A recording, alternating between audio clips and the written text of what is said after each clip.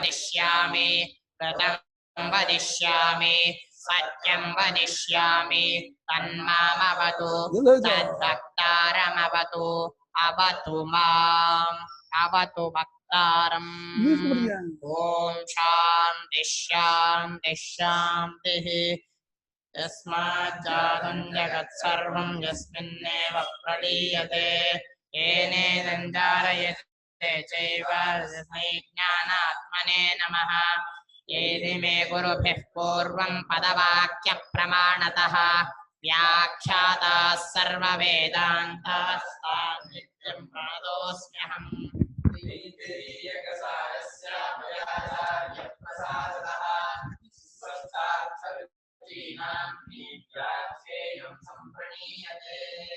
ಗುರುಳೆ ಅದು ವೈಯೇ ಇದು ಭಾಷ್ಯದಲ್ಲಿ ನಿನ್ನೆ ಅನ್ಕೊಂಡ್ವಲ್ಲ ವಾ ಇತ್ಯನೇನ ಅಂತ ಮೂಲ ನೋಡಿದೆ ವೈಯೇ ಇದೆ ಸರಿ ಮೂಲದಲ್ಲೇನೆ ಇಲ್ಲಿ ಅಲ್ಲಿ ವೈ ಇದೆಯಾ ಇಲ್ಲಿ ವಾಯ್ ಹಾಕಿದ್ದಾರೆ ಹೌದಾ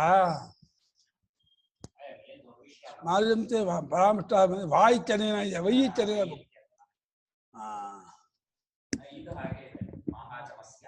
ನಮಸ್ಕಾರ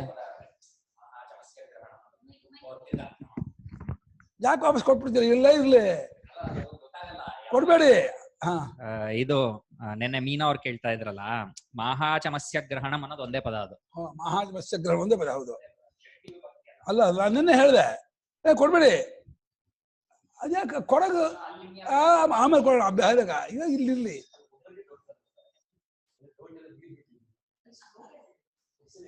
ಮೈಕ ಮೈಕಿಗೆ ಬರ್ತಾವ ಸುಮ್ಮನೆ ಮಾತಾಡ ತಾಹ ಯಥೋಕ್ತಾಹ ವ್ಯಾಹೃತಿಃ ಯಹ ವೇದ ಸಹ ವೇದ ವಿಜಾನಾತಿ ಯಾರು ಇದುವರೆಗೆ ನಾವು ವ್ಯಾಖ್ಯಾನ ಮಾಡಿದ್ದಾದ ವ್ಯಾಹೃತಿಯನ್ನು ಬಲ್ಲವನಾಗಿದ್ದಾನೋ ಅವನು ನಿಜವಾಗಿ ಬಲ್ಲವನು ಅವನು ಗೊತ್ತು ಏನು ಕಿಂ ತಿದ್ದದು ಯಾವುದು ಗೊತ್ತು ಏನನ್ನು ಅರ್ತಿದ್ದಾನೆ ಬ್ರಹ್ಮ ಅವನು ಬ್ರಹ್ಮವನ್ನು ಅರ್ಥವನಾಗಿದ್ದಾನೆ ಯಾರು ವ್ಯಾಹೃತಿಯನ್ನು ಚೆನ್ನಾಗಿ ಬಲ್ಲವನಾಗಿದ್ದಾನೋ ತಿಳ್ಕೊಂಡಿದ್ದಾನೋ ಅವನು ಕಳಪ್ಪ ಬ್ರಹ್ಮವನ್ನು ಅರ್ಥವನು ಅಂದರು ನಾನು ತದ್ಬ್ರಹ್ಮ ಸ ಆತ್ಮ ಇದು ಜ್ಞಾತೆ ಬ್ರಹ್ಮಣಿ ನ ವಕ್ತವ್ಯಂ ಅವಿಜ್ಞಾತವತು ಸವೇದ ಬ್ರಹ್ಮ ಇತಿ ಅಲ್ಲ ತದ್ಬ್ರಹ್ಮ ಸ ಆತ್ಮ ಅಂತ ಹೇಳ್ಬಿಟ್ಟ ಮೇಲೆ ಗೊತ್ತಾದ್ಮೇಲೆ ಅದು ಗೊತ್ತಿಲ್ವನೋ ಹಾಗೆ ತಾಯೋ ವೇದ ಸವೇದ ಬ್ರಹ್ಮ ಈ ರೀತಿ ಹೇಳ್ಬಾರ್ದಾಗಿತ್ತಲ್ಲ ಅದಂಗ ಮಿತ್ತೋಡಿ ಮತ್ತೆ ಹಂಗ ಮಾತಾಡ್ಬೇಡಿ ಯಾಕೆ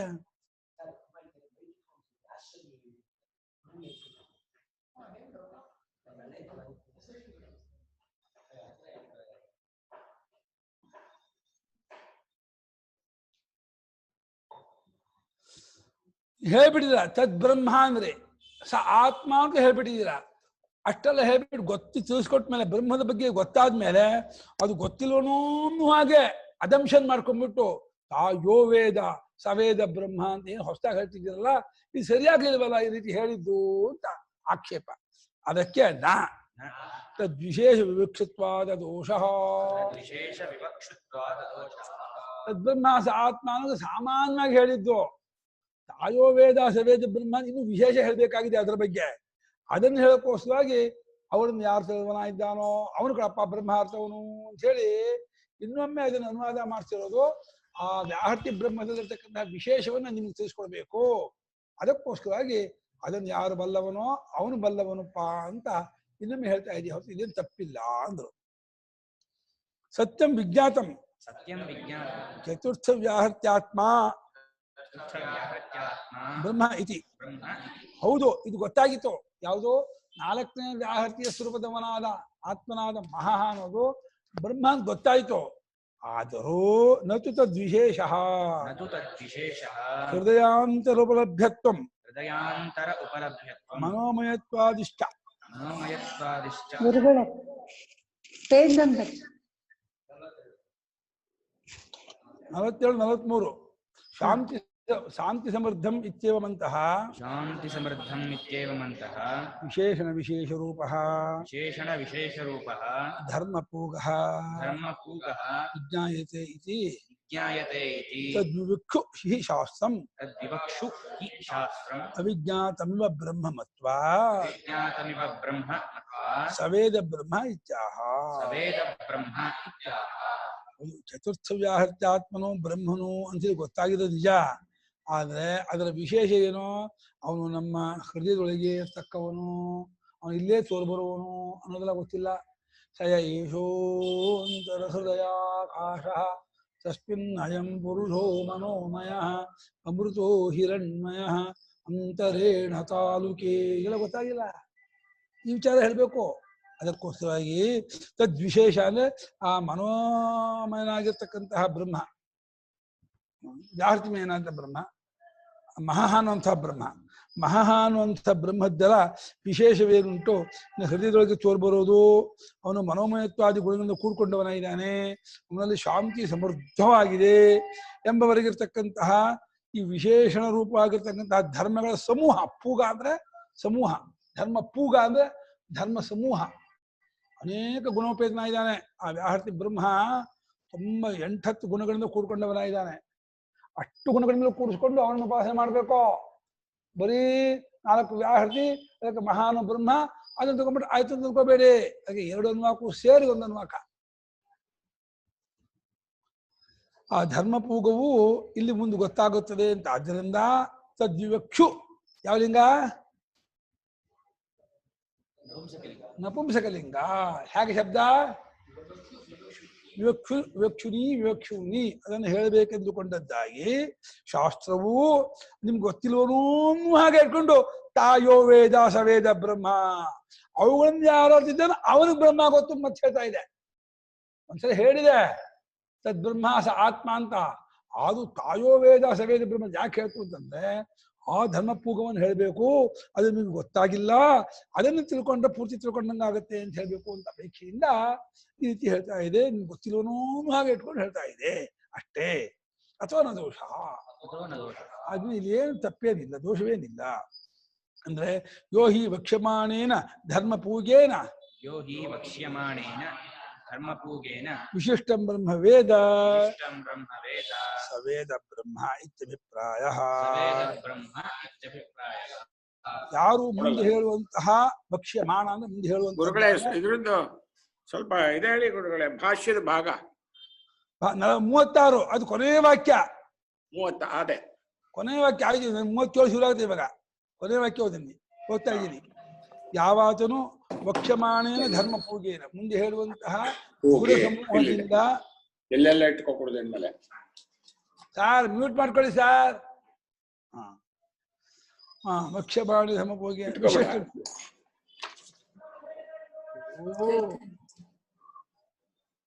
ಸಾರ್ ಮ್ಯೂಟ್ ಮಾಡ್ಕೊಳ್ಳಿ.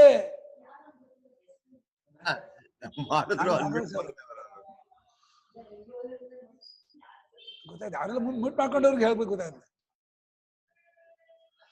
ಮುಂದೆ ಹೇಳುವಂತಹ ಧರ್ಮ ಸಮೂಹದಿಂದ ಗುಣ ಸಮೂಹದಿಂದ ಕೂಡಿಕೊಂಡ ಬ್ರಹ್ಮವನ್ನ ಅವನೇ ತಿಳಿದವನು, ಅವನಿಗೆ ಬ್ರಹ್ಮ ಗೊತ್ತಿರೋದು ಎಂಬುದಾಗಿ ಹೇಳ್ತಾ ಇದೆ ಅಂತ ಅಭಿಪ್ರಾಯ. ಅತಃ ವಕ್ಷ್ಯಮಾಣೇನ ಅನುವಾಕೇನ ಏಕವಾಕ್ಯತಾ ಅಸ್ಯಾ. ವಕ್ಷ್ಯಮಾಣೇನ ಅನುವಾಕೇನ ಏಕವಾಕ್ಯತಾ ಅಸ್ಯಾ. ಆದ್ದರಿಂದ ಅಸ್ಯ ಅನುವಾಕಸ್ಯ, ಈ ಅನುವಾಕಕ್ಕೆ ಮುಂದೆ ಹೇಳುವಂತಹ ಅನುವಾಕದೊಡನೆ ಏಕವಾಕ್ಯತೆ, ಏಕಾಭಿಪ್ರಾಯ, ಒಂದೇ ವಾಕ್ಯ, 2 ನಾಲ್ಕು ಸೇರಿ ಒಂದೇ ವಿಷಯ, ಒಂದೇ ಅಭಿಪ್ರಾಯ ಅಂತ ಅರ್ಥ. ಆ ರೀತಿ ತಿಳ್ಕೋಬೇಕು. ಆ ಈ ಭೂಭುವಸ್ವಾಸ್ತಿಸ್ವ ಅದರಲ್ಲೇ ಬೇರೆ ಉಪಾಸನೆ, ಸಯೇಶೋ ಅಂತ ಹೇಳಿದಾಗ ಅದರಲ್ಲೇ ಬೇರೆ ಉಪಾಸನೆ ಮಾತ್ರ ಮಾಡ್ಕೋಬೇಡಿ. 2 ಉಪಾಸನೆ ಸೇರಿ ಒಂದು ಉಪಾಸನೆಯನ್ನು ಹೇಳ್ತಾ ಇದೆ. ಭಯೋರ್ಹಿ ಅನುವಾಕಯೋ ಏಕಂ ಉಪಾಸನಂ. ಭಯೋರ್ಹಿ ಅನುವಾಕಯೋ ಏಕಂ ಉಪಾಸನಂ. 2 ಅನುವಾಕಗಳಲ್ಲೂ ಒಂದೇ ಉಪಾಸನೆಯನ್ನೇ ಹೇಳ್ತಾ ಇರೋದು ಅಂದ್ರು. ಹೆಂಗ್ ಗೊತ್ತು? ಲಿಂಗಾಚ, ಲಿಂಗಾಚ ಗುರುತಿದೆ. ಗುರುತಿರೋದ್ರಿಂದಲೂ ಕೂಡ ಒಂದೇ ಉಪಾಸನೆ. ಏನ್ ಗುರುತು? ಭೂರಿತ್ಯಗ್ನೋ ಪ್ರತಿಷ್ಠತಿ ಇತ್ಯಾದಿಲಿಂಗಂ ಪ್ರತಿಷ್ಠತಿ ಇತ್ಯಾದಿಲಿಂಗಂ ಉಪಾಸನೈಕತ್ವೇ. ಇತ್ಯಾದಿಕಂ ಲಿಂಗಂ ಉಪಾಸನೈಕತ್ವೇ. ಭೂರ್ತಿವ ಅಗ್ನಿ ಭೋ ಇತಿ ವಾಯು ಸುವರಿತ್ಯಾದಿತ್ಯ ಹೇಳಿದಲ್ಲ ಭೂರಿತ್ಯಗ್ನೌ ಪರಿತಿಷ್ಠತಿ ಭೋ ಇತಿ ವಾಯು ಪರಿತಿಷ್ಠತಿ ಸುವರಿತ್ಯಾದಿತ್ಯೇ ಪರಿತಿಷ್ಠತಿ ಮಾಹಿತಿ ಚಂದ್ರಮಸಿ ಪರಿತಿಷ್ಠತಿ ಭೂರಿತಿ ಅಯಂ ಅಸ್ಮಿನ್ ಲೋಕೆ ಪರಿತಿಷ್ಠತಿ ಭೋ ಇತಿ ಅಂತರಿಕ್ಷೇ ಲೋಕೆ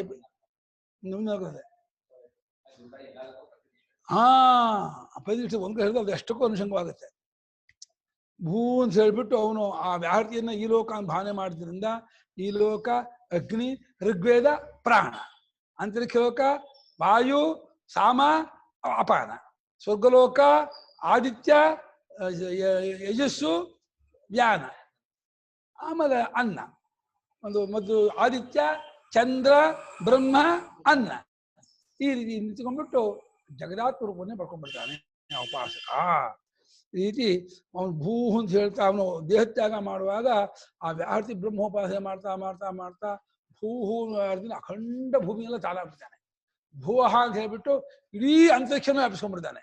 ಸುವಹ ಅಂತ ಹೇಳಿ ಸ್ವರ್ಗಲೋಕನೂ ವ್ಯಾಪಿಸ್ಕೊಂಡ್ಬಿಡ್ತಾನೆ. ಮಹಾ ಅಂತ ಹೇಳ್ಬಿಟ್ಟು ಎಲ್ಲಾ ದೇವತೆಗಳನ್ನು, ಎಲ್ಲಾ ಲೋಕಗಳನ್ನು, ಎಲ್ಲಾ ವೇದಗಳನ್ನು, ಎಲ್ಲಾ ಪ್ರಾಣ ಅಷ್ಟನ್ನು ತಗೊಂಡ್ಬಿಡ್ತಾನೆ. ಅವನು ತುಂಬೋದೇ ಜಾಗವೇ ಇಲ್ಲ. ಸ್ವರಾಟ್ ಭವತಿ ಆಪ್ನೋತಿ ಸ್ವರಾಜ್ಯಂ ಆಪ್ನೋತಿ ಮನಸಸ್ಪತಿ ವಾಕ್ಪತಿ ಚಕ್ಷುಷ್ಪತಿ ಶ್ರೋತ ಅಂಥ ಫಲ ಬಂದ್ಬಿಡ್ತದೆ. ವಿಧಾಯಕಾಭಾವಾಚ ಹಿಂದೆ ಉಪಾಸನೆಯನ್ನು ವಿಧಿಸುವಂತಹ ವಿಧಿವಕ್ತಿ ಇಲ್ಲ, ಇಲ್ಲಿ ಅನ್ನೋಕಲ್ಲೇ ಇರೋದು. ಆದ್ರಿಂದಲೂ ಇದು ಎರಡು ಸೇರಿ ಒಂದು ನಾಕ ಅಂತ. ನಹಿ ವೇದ ಉಪಾಸಿತವ್ಯ ಇತಿ ವಿಧಾಯಕ ಕಚ್ಚಿ ಶಬ್ದೋಸ್ತಿ ವ್ಯಾಹೃತ್ಯನು ಆಯ್ಕೆ.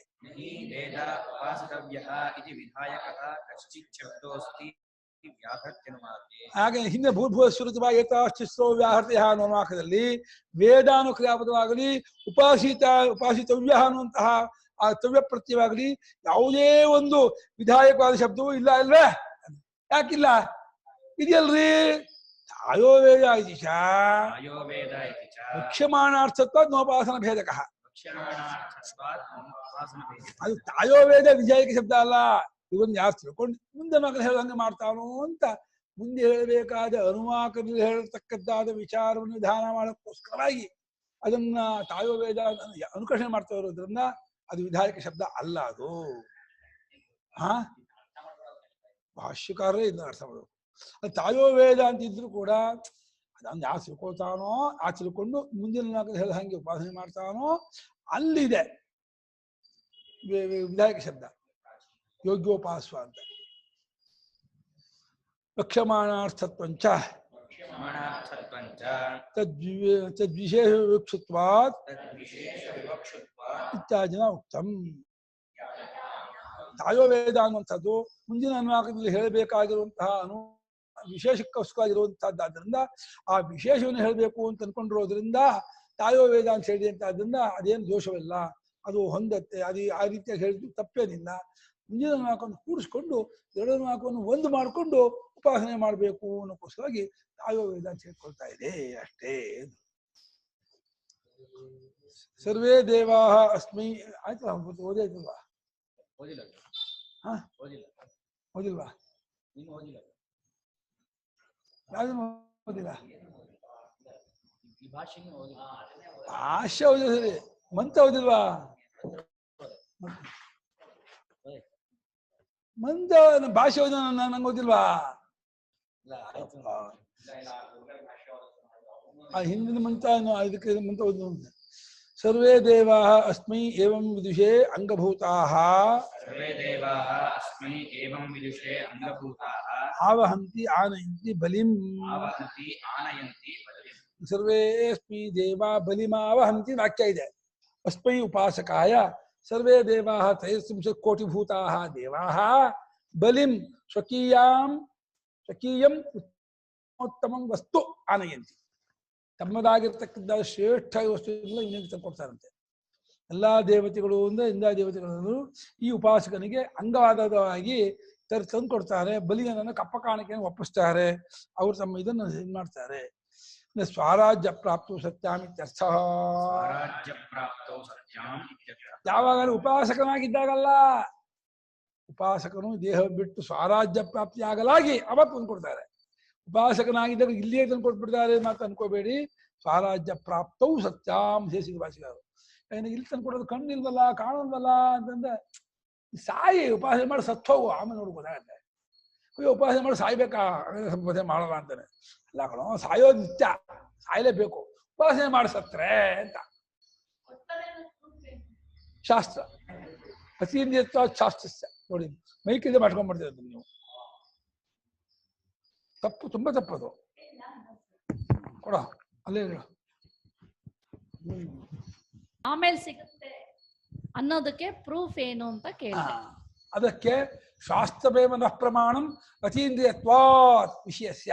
ವಿಷಯ ಅತೀಂದ್ರಿಯವಾದದ್ದಾದ್ಮೇಲೆ ಶಾಸ್ತ್ರವೇ ಅದಕ್ಕೆ ಪ್ರಮಾಣ. ಆವತ್ತು ಜನ್ಮಾಂತರ ಲೋಕಾಂತರಕ್ಕೆ ಪುಣ್ಯ ಪಾಪಕ್ಕೆ ಶಾಸ್ತ್ರವಲ್ಲದೆ ಬೇರೆ ಇದು ಗೊತ್ತಾಗೋದೇ ಇಲ್ಲ. ಅಲ್ಲೇ ಕೊಡು, ಅಲ್ಲೇ ಕೇಳ್ತಾ ಇರ್ತಾರೆ ಅವರು ಪದೇ ಪದೇ. ಸ್ವಭಾವ ಕೇಳೋದು. ಭೂರ್ಭುವಸ್ವ ಸ್ವರೂಪಾ ಮಹಾ ಇತ್ಯೇತಸ್ ವ್ಯಾಹತ್ಯಾತ್ಮ. ಇದು ಮಂತ್ರ ಆಮೇಲೆ ಕೊಟ್ಟಿದ್ದಾರೆ ಮಂತ್ರವ.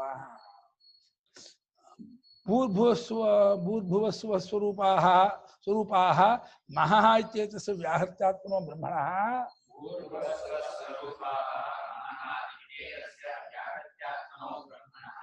ಅಂಗಾನಿ ಅನ್ಯಾ ದೇವತಾ ಇತ್ಯುಕ್ತಂ. ಏನ್ ಹೇಳಿದೆ ಹಿಂದಿನ ನಾಲ್ಕದಲ್ಲಿ?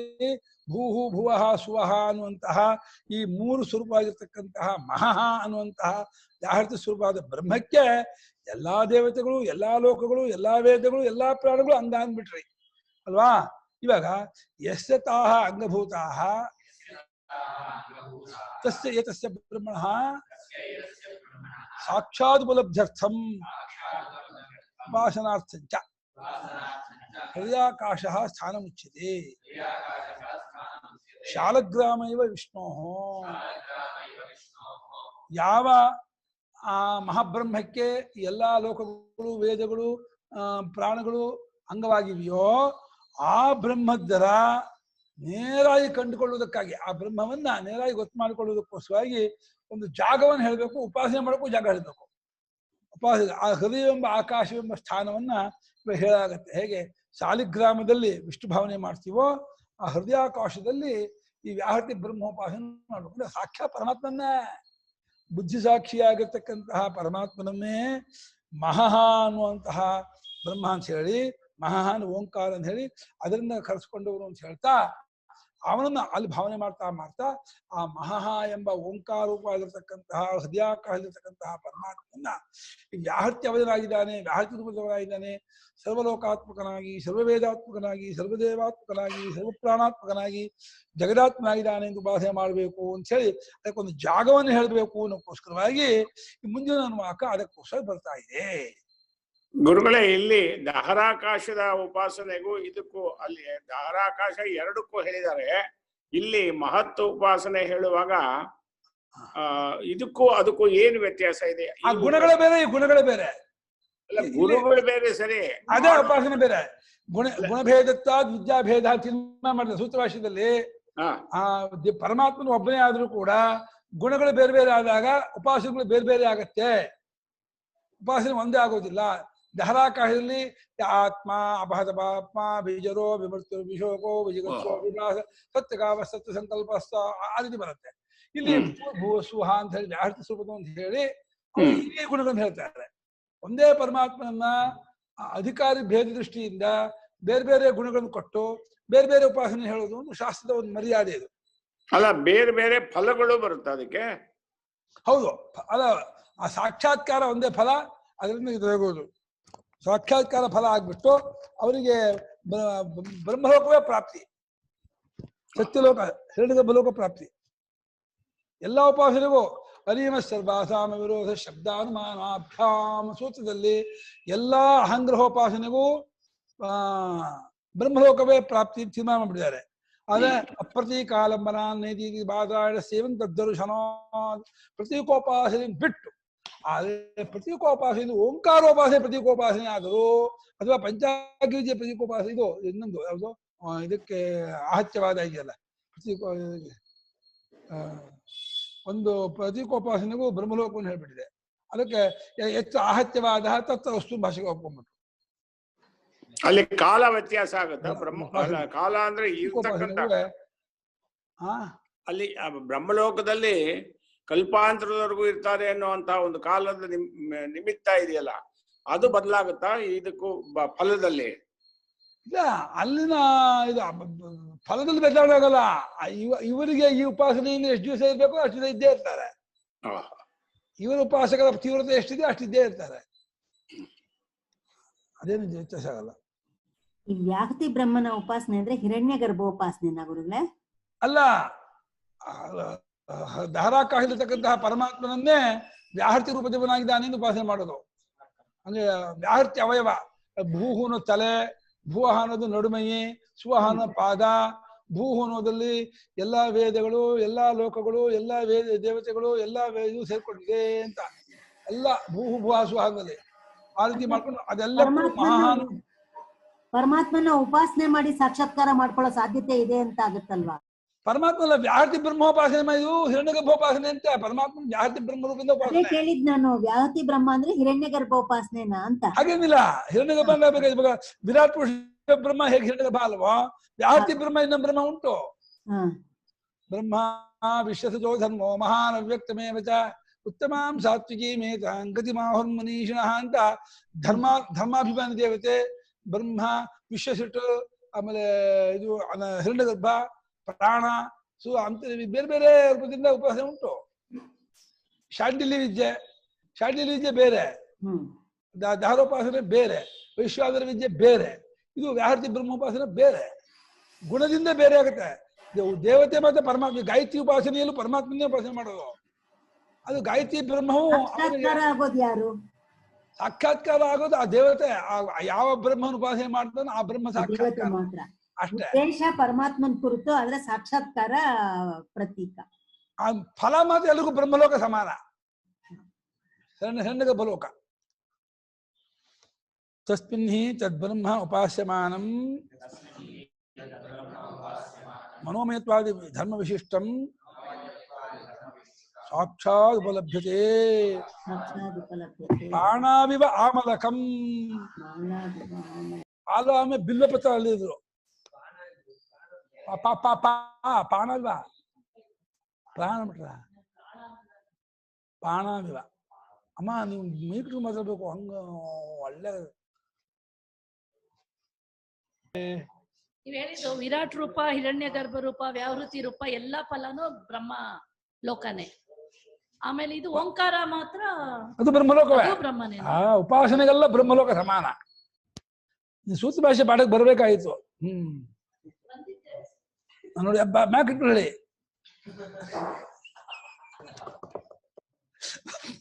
ಮೈಕ್ ಇಟ್ಕೊಂಡು ಹೇಳ್ಬೇಕು ಬಂದಿದ್ದೇತ. ಮೈಕ್ ಬಿಟ್ಟು ಹೇಳ್ಬಿಡ್ತದೆ.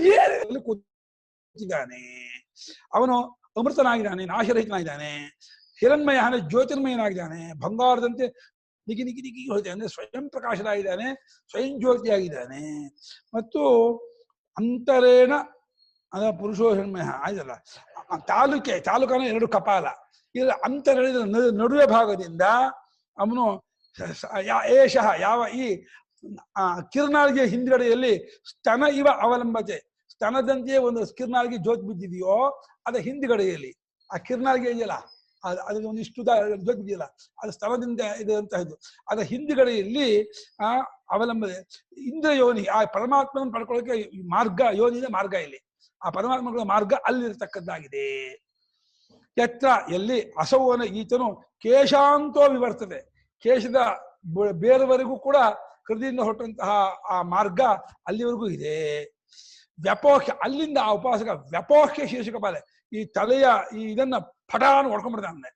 ಆ ಇದನ್ನ ಯಾವುದು ಸುಷುಮ್ನಾ ನಾಡಿಯ ಮೂಲಕ ಬಂದು ಆ ಸಹಸ್ರಾರಕ್ಕೆ ಬಂದು ಆ ಎಲ್ಲಿಂದ ಪ್ರವೇಶ ಮಾಡಿದ್ನೋ ಆ ಜಾಗವನ್ನೇ ಈ ಓಂಕಾರೋಪಾಸಕ ಆದ ವ್ಯಾಹೃತ್ಯುಪಾಸಕನಾದವನು ಈ ಜಾಗವನ್ನೇ ಆ ಸೇಫ್ಟಿ ವಾಲ್ ಹೊಡೆದೋಗುತ್ತಲ್ಲ ಕುಕ್ಕರಿಂದು, ಹಂಗ ಢಮಾನ್ ಹೊಡೆದೋಗುತ್ತೆ ಆ ಉಪಾಸಕರಿಗೆ.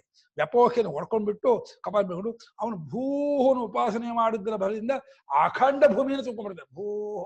ಭುವಃ ಸುವಃ ಅಂದ್ಬಿಟ್ಟು ಇಡೀ ಭೂಲೋಕವನ್ನು, ಅಂತರಿಕ್ಷ ಲೋಕವನ್ನು, ದ್ಯುಲೋಕವನ್ನು ಮಾಡ್ತಾನೆ. ಹಾಗೆ ಭೂ ಅಂತ ಹೇಳಿ ಅಗ್ನಿಯಲ್ಲಿ ಒಂದಾಗ್ತಾನೆ, ಭುವಹ ಅಂತ ಅನ್ಕೊಂಡು ಅಂತರಿಕ್ಷವನ್ನು ವಾಯುವನ್ನು ಒಂದಾಗ್ತಾನೆ, ಸುವಹ ಅಂತ ಹೇಳ್ಕೊಂಡು ಸ್ವರ್ಗಲೋಕದಲ್ಲೂ ದ್ಯುಲೋಕದಲ್ಲೂ ತುಂಬಿ ಆದಿತ್ಯನಲ್ಲೂ ಒಂದಾಗ್ಬಿಡ್ತಾನೆ.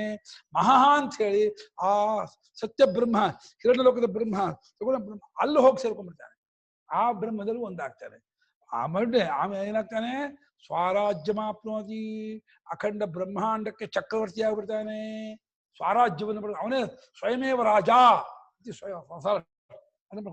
ಈ ವಿಶ್ವಕ್ಕೆ ರಾಜನಾಗ್ಬಿಡ್ತಾನೆ.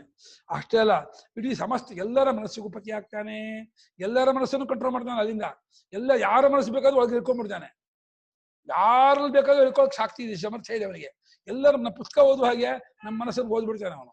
ಇಂಥ ಮಹಾನುಭಾವ ಮನಸ್ಪತಿ. ವಾಕ್ಪತಿ, ಅವನು ಎಲ್ಲಾ ವಾಕ್ಯಗೂ ಒಡೆಯಲಾಗ್ತಾನೆ. ಅವನು ಸತ್ಯ ಸಂಕಲ್ಪನಾದ ದೇವ, ಏನ್ ಹೇಳ್ತಾನೋ ಹಂಗೆ ಆಗತ್ತೆ ಅದು. ಕಣ್ಣು ಚಕ್ಷುಷ್ಪತಿ, ಏನನ್ನು ನೋಡ್ಬೇಕೋ ಏನನ್ನು ನೋಡ್ತಾನೋ ಎಲ್ಲಕ್ಕೂ ಅವನು ಒಡೆಯಲಾಗ್ತಾನೆ, ಎಲ್ಲವೂ ಅವನ ಕಂಟ್ರೋಲ್ ಇರುತ್ತೆ. ಶ್ರೋತ್ರಪತಿ, ಕಿವಿಗೆ ಒಡೆಯನು, ವಿಜ್ಞಾನಕ್ಕೆ ತಿಳುವಳಿಕೆಗೆ. ಇಂಥ ವಿಷಯ ಗೊತ್ತಾಗಲ್ಲ ಅಂತಿಲ್ಲ ಅವನಿಗೆ, ಯಾವ ವಿಷಯದಲ್ಲೂ ಅವನಿಗೆ ಸಂದೇಹವಿಲ್ಲ. ಇಂಥ ವಿಷಯ ಗೊತ್ತಿಲ್ಲ, ಪರ್ವತವನ್ನು ಸೀಳ್ಕೊಂಡು ಒಳಗೆ ಹೋಗುತ್ತೆ ಅವನ ಬುದ್ಧಿ. ಅಂಥ ಬುದ್ಧಿ ಒಂದು, ಇಡೀ ಜಗದಾತ್ಮ ಬುದ್ಧಿ ಅವರು. ಏತತ್ ಅಷ್ಟೇ ಅಲ್ಲ, ಇದಕ್ಕಿಂತಲೂ ಇನ್ನೂ ಹೆಚ್ಚಾಗುತ್ತೆ. ಏನೋ ಆಕಾಶವನ್ನೇ ಶರೀರವಾಗಿ ಇಟ್ಕೊಂಡು ಬ್ರಹ್ಮ ಅದು. ಇನ್ನು ಅದನ್ನ ಕಡಿಯೋಕ್ಕಾಗಲ್ಲ, ಸುಡೋಕ್ಕಾಗಲ್ಲ, ಏನು ಮಾಡೋಕ್ಕಾಗಲ್ಲ. ಭೌತಿಕ ಶರೀರ ಇದೆ, ಕಡಿಯೋದು ಹೊಡೆಯೋದು ಬಿಡಬಹುದು. ಆಕಾಶವನ್ನೇ ಶರೀರವಾಗಿ ಇಟ್ಕೊಂಡಂಥ ಬ್ರಹ್ಮನಾದವನಾಗಿ ಅವನು ಸತ್ಯವೇ ಅವನ ಆತ್ಮನ ಸ್ವರೂಪ. ಪ್ರಾಣದಲ್ಲಿ ಆರಾಮ, ಆನಂದ. ಇದು ವಿಷಯ ಆನಂದ ಅಲ್ಲ, ಅಸರ್ಗಲ್ಲ. ರಕ್ತದಲ್ಲಿ ಆನಂದ ಪಡ್ತಾರಲ್ಲ, ರಕ್ತದಿಂದ ಕೂಡಿದ ಶರೀರದಲ್ಲಿ ಈ ಮನುಷ್ಯರು ಆನಂದ ಪಡ್ತಾರಲ್ಲ, ಆ ರೀತಿ ಅವನು ಆನಂದ ಪಡಲ್ಲ. ಪ್ರಾಣಾರಾಮನಾಗಿರ್ತಾನೆ.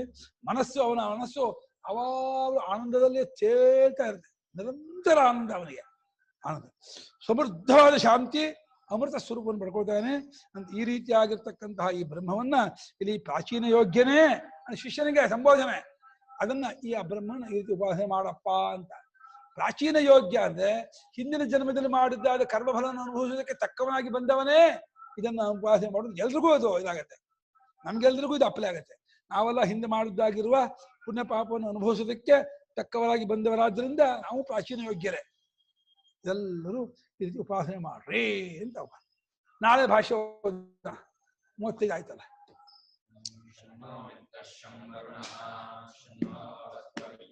ಗುರುಗಳೇ, ಅರುಣ ಇದ್ರಲ್ಲೇ ಬರುತ್ತಾ ಗುರುಗಳೇ?